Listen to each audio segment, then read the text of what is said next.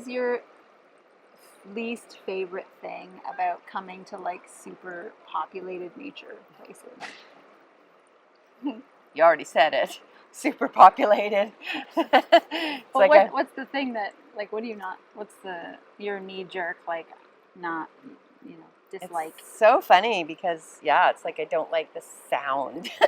It's like I want to focus on the sounds of nature, and I think the knee-jerk thing is the sounds of peopling, and then I can't hear nature. Like, I like me and nature, and I find that when I go to places that have a lot of people, then it's so distracted. I'm so distracted by nature. Like, I think of a lake that I go to. It's really close for swimming. Really great lake to swim in. The water is so lovely. And it is so annoying. There's like motorboats and sea-doos and people pulling people on tubes and people, there's different types of music from different directions. Oh, and the music. And kids screaming at each other. And it's so interesting because I was out in the ocean with my son and his wife and the kids, and we had a nice boombox on the boat, and we were on our way back, and we were just cruising back to the island, and he just cranked the tunes, and we were bopping to the tunes on the boat, and I was like, oh yeah, these are the people that annoy me. And here I am going, woo-hoo! Right. Right? Yeah. What about you? I think to me, what stands out and I believe are judged as blatant disregard for an area, the trampling of it, the degradation of like masses of people going to that site, and to watch it like kind of it feels harmed over time, disintegrate. Or, yeah. What do you call that? Like when there's erosion and for sure, and not just in the earth moving and shuffling around erosion, but just sometimes like the unkeptness of it, or the destruction of the plant life, or that's the thing that bothers me the most. The other thing we were like previously noticing in lots of conversations is the lack there of wanting to share the space with other people. Yeah, it's so funny, right? It's like I came here before when it was quiet, and now it's not. And like, these people need to go away, and like, but why am I entitled to the space? I was here first. Yeah. You know how? Which is so not true. Yeah, exactly. I go to a camp spot, and on wherever, on a lake, on an island somewhere, and it's a lovely camp spot, and I get there first. But there's enough room for several tents, and somebody comes after I've gotten there, and it's like, no, I was here first. Like, you can just back off. Right. And how people feel that too, right? They're like, oh, sorry, we'll just be over here. Yeah. Right, because they feel the same way, generally, in some sense or another. And we're not even going to have the really complex conversation about who was here first, because we weren't here first ever. No, anyone alive right now cannot actually say that. Right? Right. It's not a fair estimate. And it's interesting because it reminds me of... even now, but less so now than when I was a kid, I would walk through the woods and wonder if I was the first person to put my foot on that spot, right? And now, with the awareness that I have of what's happened to our forests, it's like, no, not the first person, highly unlikely. And not going to be the last. And probably we shouldn't all walk on that spot in the forest. Right? And yet I want to be the one. Yeah. So even though I don't want anybody else to do it, I want to be the one. Yeah. That has that. And like, I think the majority of people, based on what we see out there, what we hear in conversation, what we know of the people we know, what we know of like just the mentality of human towards other humans, is like, why don't we actually like each other? Yeah. Why don't we like other people? Right. Why don't we like all these people at the river the same as we like each other or anyone? Or Yeah, it's like even we've got some people coming up on our side here, and my first thought is like, oh, you're going to ruin it. You're going to ruin our thing. Like, why do people, why we don't like each other? We don't like other people. We don't like people. A grouping of people or a massing of people. You see like a busy area, and you're like, ooh, get me out of there. Okay, but I'm going to challenge that. And we don't like. We think they're gonna ruin it. Hold the thought. Okay. And we don't look. We like, I like this part of nature, but I don't like this part of nature. Right. Somehow humans are separate from nature, that we're not part of that. Yeah. And yet. So my thought was, what are you going to challenge? Is going to a music fest. I think most of the time people are willing to do it for the thing that they really truly love, and otherwise you won't catch them there. I mean, some people, they're like in a mode, or at times in your life, or for a certain thing, you go to something and you love being around the people. But there is a majority time and place where people are like, no, I want to be away from humans. Why do we want to be away from each other? Why don't we like one another? I don't have an answer. Well, maybe I do. I know why I don't like. Yeah. Right? Because some people disturb my peace. Right. Right? And I want to have, and so I may consider aspects of nature peaceful. And then and maybe it's that part of humanity that there's a disrespect for the peace of nature as a humans as a whole tend to trample all over everything and consume it and destroy it and use it the way and how they want. Right. Destructive capacity. Right. And so when I go to a place that's in nature that's frequented by a lot of people, then there's this something rubbing up against me, because I'm witnessing that disrespect of that place. When I go to a place in nature and it's, you step on that moss, and I'm like, I should get back on the trail, because I don't want to wreck that moss. As soon as you step on it, you compress it and you damage that little ecosystem. So when I'm immersed in a place where people are just like, they're throwing their beer cans, like one of the lakes near town, every fall, the scuba divers get together, a volunteer bunch, and they scuba dive the lake and clean up the garbage. It's like that has to be done is a disrespect for nature. Right. Like the beer cans and the... I just had a thought about in what you're saying, in what you're describing, I'm thinking it's the free will, it's the choice that people have, or creatures, like that I'm thinking right now we don't like, because the rock just has to sit here until something moves it. It just has to sit here. The water just finds its way down here, but it's not going, you know what, I don't want to be around the people, I'm going to go pick myself up and leave over there, or whatever. Right. Nature is not choosing like we're choosing, and so we get to enjoy it, but people are making choice, and that person's making choice to smash rocks over each other while somebody else is napping next to them, right? As soon as we got this human ability to manipulate, choose, to do what we want to do in a space, and that feels like the thing that we're turning against when we say I don't like they could disturb my peace. I don't want to be around a bunch of people. I don't want to go to the busy area of the river, even though it's a nice spot, because there's a bunch of people there.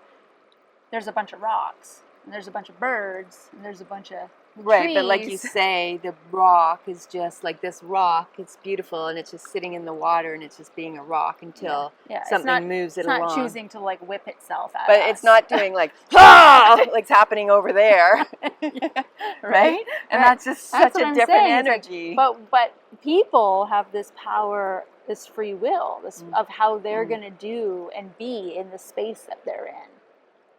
Right? Yes. And so it's the judgment of people's choices. That's the thing that I think we don't like. What bubbles up for me is when my kids were really little, And if they listen to this video, they'll know which one. We went to this animal kind of refuge. Is that what a name would be? Like a place where harmed animals go, and a lot like of them sanctuary. A sanctuary, yeah. A lot of them were zoo animals, and so a lot of them had like weird behaviors because they'd never actually been out in the wild. They'd always been caged. Yeah. And anyway, surrounded by people. Yeah, exactly. Yeah, they're acting weird because they're surrounded by people. Oh my goodness. So anyway, they've gone to the sanctuary and they've created the best space possible for these animals. And, a story of a bear who's never been out of a cage and wouldn't come out because it never had felt grass under its foot and was afraid of the grass, right? Like crazy stories. Anyway, there's my son, and he's like, I don't know, 5. And I catch him throwing rocks at the animals in the cages. And I'm like, are you mental? Right. I mean, I don't think I said that to him, but I got mad. But that's what I thought. Like, what is wrong with you? Yeah. Like, here these animals are already traumatized, and here's this kid in his natural human choice-making way. And he has no, like, literally that kid from the get-go, because he was not influenced this way at all, had no respect for animal life.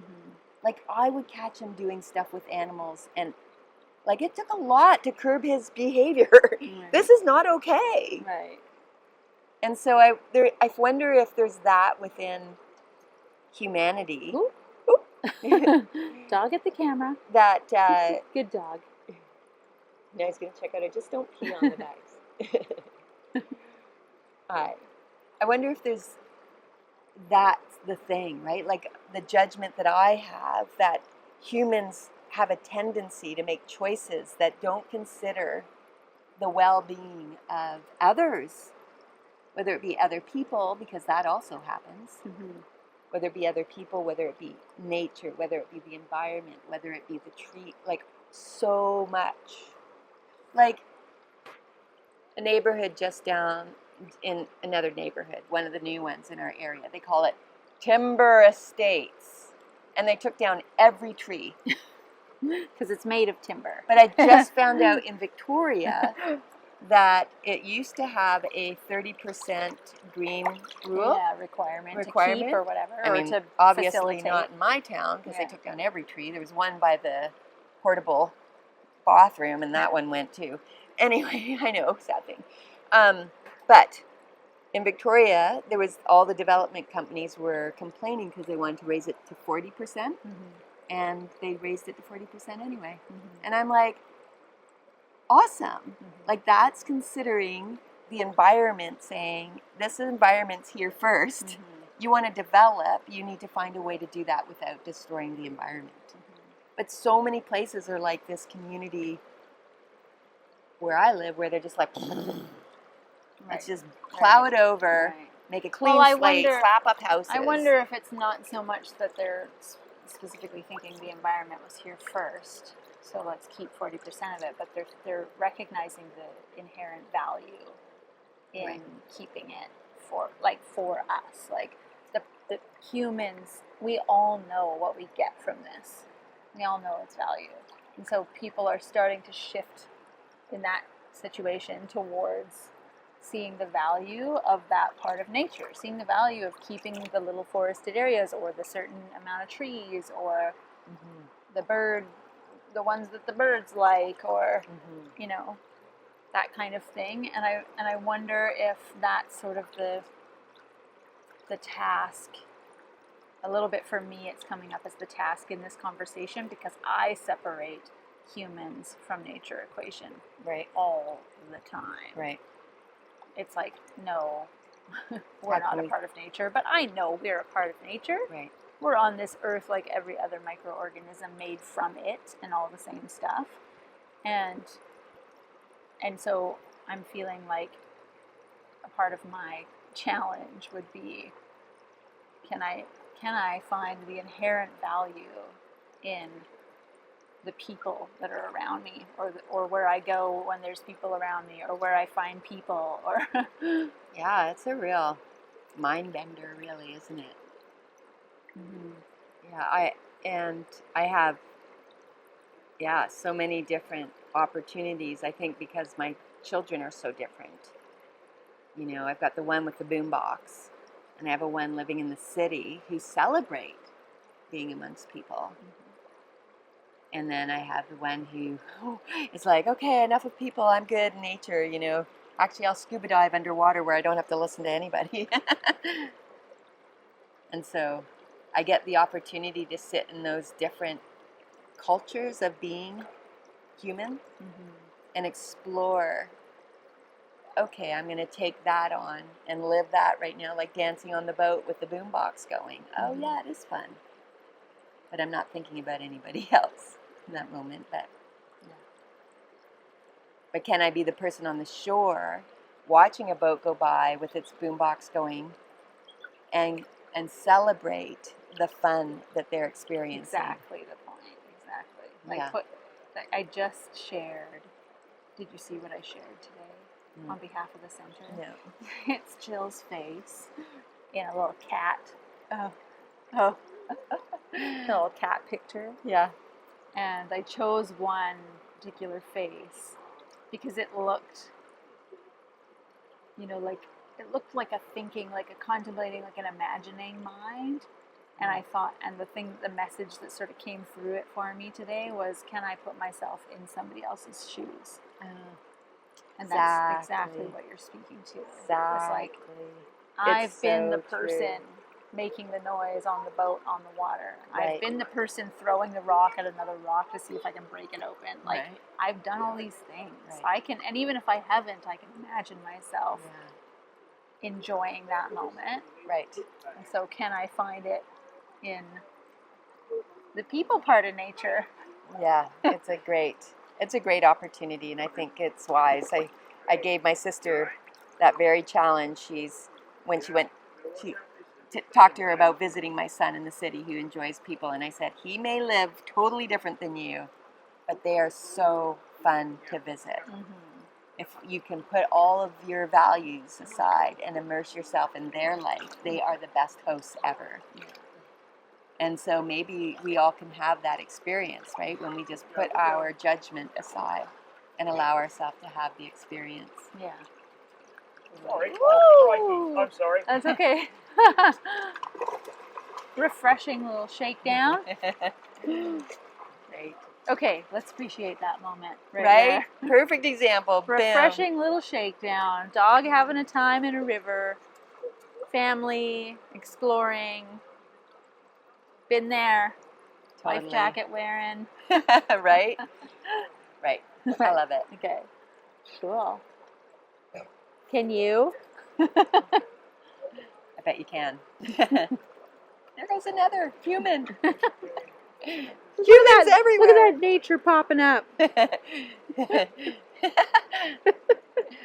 He looks at us. Okay. Da, da, da, da.